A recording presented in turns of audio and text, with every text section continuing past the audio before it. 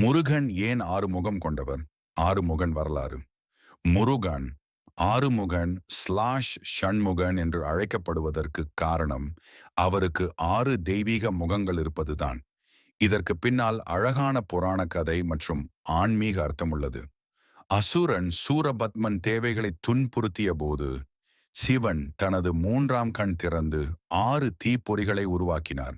அந்த தீப்பொறிகளை அக்னி மற்றும் வாயு சரவண பொய்கை என்ற புனித நீரில் சேர்த்தனர். அங்கு அந்த தீப்பொறிகள் 6 குழந்தைகளாக தோன்றின. அந்த குழந்தைகளை கார்த்திகை பெண்கள் 6 தெய்வத்தாய்கள் வளர்த்தனர்.